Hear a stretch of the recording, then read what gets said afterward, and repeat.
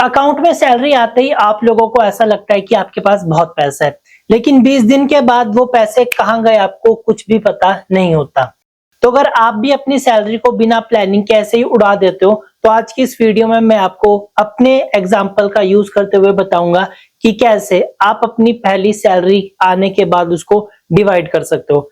ये जो वीडियो है स्पेशली बिगिनर्स के लिए होने वाली है, क्योंकि जो ऑलरेडी सैलरीड पर्सन है उन्हें कहीं ना कहीं इस चीज का अंदाजा होता है, लेकिन ये वीडियो उन लोगों के लिए भी जरूर है। तो इस वीडियो में हम बेसिक सी चीजों को कवर करेंगे और फर्दर फिर एडवांस की ओर मूव ऑन करेंगे। तो इसलिए वीडियो को लास्ट तक जरूर देखना, ताकि आपको ये चीज पता चल सके कि कैसे आप मंथ के एंड में भी अपनी सेविंग्स को बचा सकते हो। सो मैक्सिमम लोगों का माइंडसेट यहाँ पर ये होता है कि पहले हम खर्च करेंगे, देन उसके बाद सेव करेंगे, लेकिन उसके बाद उनके पास सेविंग के लिए कुछ बचता है नहीं, और रिजल्ट यहाँ पर फिर निकलता है no savings, no investment, no any kind of emergency fund. और फिर हमारे को ये चीज लगती है कि हमारी सैलरी बहुत कम है, चाहे फिर आपकी सैलरी 50,000 ही क्यों ना हो। तो इसलिए एक सिंपल सा रूल यहाँ पर याद रखना, आज और अभी अगर आपने अपनी सैलरी को कंट्रोल नहीं किया तो सैलरी आपको कंट्रोल करेगी। इसलिए सैलरी आने के बाद उसे तुरंत डिवाइड करना बहुत ज्यादा जरूरी होता है। सो यहाँ पर मैं अब आपको दो स्टेप बताऊंगा, एक स्टेप 1 और दूसरा स्टेप 2, और जो दूसरा स्टेप 2 है वो आगे फिर पार्ट्स में डिवाइड है। तो सबसे पहले बात करते हैं स्टेप 1 की, जो कि सिंपल सा रूल है, पे योरसेल्फ फर्स्ट। अब ये सुनने में बहुत आसान लग रहा है कि सबसे पहले खुद ही को पे करना है, लेकिन इससे होगा क्या?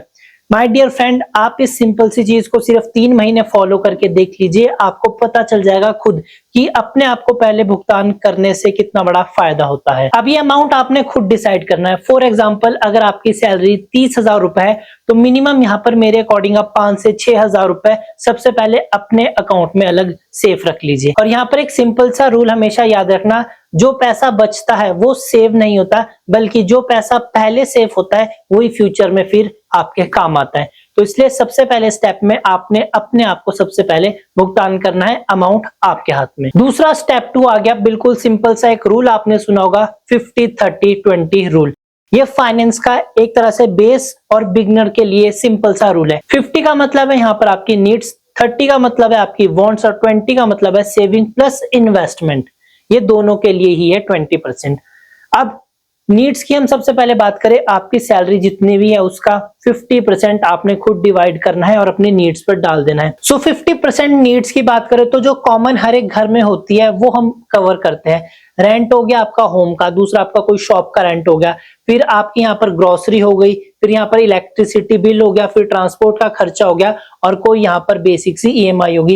ये 4-5 मोटा माटी जो एक्सपेंस है नीड्स में कवर होता है हर एक घर में। ये आपके घर में भी होगे, चाहे तो आप इस चीज पर गौर करना। तो 50% जाएगा वहां पर। उसके बाद बात करें हम 30%।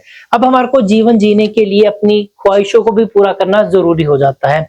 तो यहाँ पर जो 30% है वो आप अपनी वांट्स पर खर्च कर सकते हैं। अब वांट्स लाइक यहाँ पर आप अगर बहुत ज्यादा मूवी के शौकीन हो तो Amazon प्राइम, नेटफ्लिक्स की यहाँ पर सब्सक्रिप्शन ले ली, वाईफाई आपने इंस्टॉल करवा लिया, आप सिनेमा घर में चले गए, आप शॉपिंग करने चले गए, कहीं ट्रैवलिंग पर चले गए, ये सारी चीजें आपकी वांट्स में कवर होती है। लेकिन यहाँ पर एक चीज मैं आपको बताऊंगा, जो आप अपना लाइफस्टाइल जानबूझकर अगर अपग्रेड कर रहे हो तो उसको अपनी नीड्स में कन्वर्ट मत करना। और जब आप इस चीज को फॉलो करते हो तो मैं आपको बताऊं, आपकी जो 80-90% सेविंग्स होती है वो यहीं से ही निकलती है।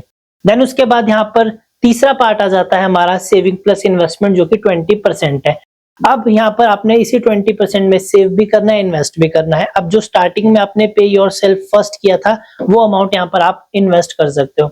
अब यहाँ पर आप इन्वेस्टमेंट बहुत सारी जगह पे कर सकते हो। आज के टाइम पर जो सबसे पॉपुलर है वो FDs हो गई, पोस्ट ऑफिस की या बैंक की हो गई, या जो हमारे स्मॉल फाइनेंस बैंक है वो नॉर्मल बैंक से ज्यादा रिटर्न आपको ऑफर कर रहे हैं। उसके बाद थोड़ा और ऊपर आप जा सकते हो, म्यूचुअल फंड में आप लमसम या SIP करा सकते हो। उससे और थोड़ा ऊपर आप ज्वेलरी में इन्वेस्ट कर सकते हो, गोल्ड में इन्वेस्ट कर सकते हो, और अगर टॉप में जाना है तो फिर स्टॉक मार्केट आ गया।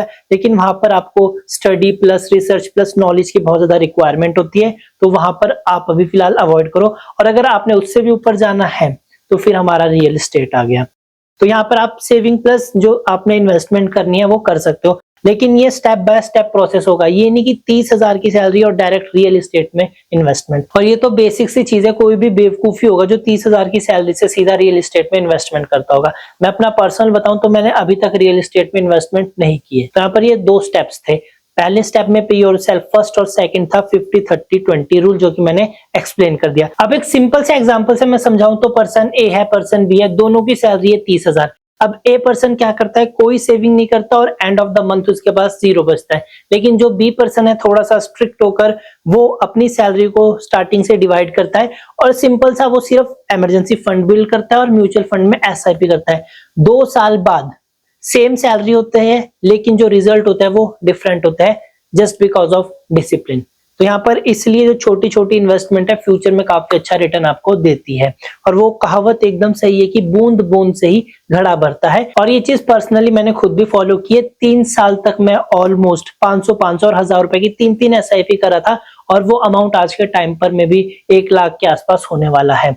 तो वो छोटी छोटी इन्वेस्टमेंट आज मेरे को बड़ा रिजल्ट दे रही है। अब मेरे को अगर सपोज कोई इमरजेंसी आ गई तो मैं 1 लाख यूं अरेंज कर सकता हूं without any taking my family help, बिना अपनी फैमिली की मदद लिए। तो that's the power of consistency. इसलिए आपको इन्वेस्टमेंट छोटी उम्र से और छोटे अमाउंट में स्टार्ट करनी चाहिए। अब यहाँ पर ये चीज भी हो गई। सो अब 4 ऐसी मिस्टेक्स मैं आपको बताता हूं जो मैंने अपने चारों और सराउंडिंग में ऑब्जर्व की है, अपने कुलीग्स में ये चीज देखी है। सबसे पहली, कोई सेविंग नहीं करना। जब सेविंग ही नहीं हुई या ये बोला कि लास्ट में सेविंग करूंगा तो वो सेविंग हुई नहीं और फिर इन्वेस्टमेंट तक वो पर्सन पहुंचा ही नहीं। सेकंड, क्रेडिट कार्ड का बहुत ज्यादा यूज करना या क्रेडिट कार्ड के थ्रू अपने लाइफस्टाइल को प्रमोट करना जिसकी शायद आपको जरूरत भी नहीं है। तीसरी, एक्सपेंस को इग्नोर करना। इनकम कहां से आ रही है? सैलरी से, लेकिन वो सैलरी जो आ रही है वो जा कहां रही है किसी को नहीं पता। तो इसलिए ये चीज आपको पता होनी चाहिए। और चौथा, सबसे इंपॉर्टेंट, इन्वेस्टमेंट नेक्स्ट मंथ से स्टार्ट करूंगा, इन्वेस्टमेंट उसके नेक्स्ट मंथ से स्टार्ट करूंगा और वो नेक्स्ट नेक्स्ट नेक्स्ट करते हुए कभी आता ही नहीं है नेक्स्ट मंथ। तो इसलिए यहाँ पर ये 4 गलतियां, अब आप अपना सेल्फ एनालिसिस करिए और बताइए कि आप करते हैं या नहीं। So end of the video, final words मेरी तरफ से, कुछ नहीं करना। अपने सिंपल पेन पेपर लो या फिर फोन का जो नोट्स है वो ओपन करो, वहां पर अपनी सैलरी लिखो XYZ अमाउंट। उसके बाद उसको सीधा ही 50-30-20 में डिवाइड करो, कितना नीड में, कितना वांट में और कितना आपका सेविंग प्लस इन्वेस्टमेंट। और उसके बाद अपनी जो जर्नी है उसको स्टार्ट करो। सो अब यहाँ पर कोई भी एक्सक्यूज नहीं चलेगा। आप अभी कमेंट सेक्शन खोलो और उसमें लिखो यस, आज और अभी से हम अपनी सैलरी को डिवाइड करेंगे और जैसे मैंने आपको गाइड किया है आप कोशिश करेंगे डिसिप्लिन के साथ उसको फॉलो करने का। हालांकि मेरे को पता है स्टार्टिंग में दिक्कत होगी लेकिन धीरे धीरे आप ट्रैक पर आ जाएंगे जैसे जैसे आप डिसिप्लिन होते जाएंगे और यही चीज आपको फ्यूचर में काफी अच्छा रिजल्ट देगी। मेरे को दिया है इसलिए पर्सनल एक्सपीरियंस से बता रहा हूँ।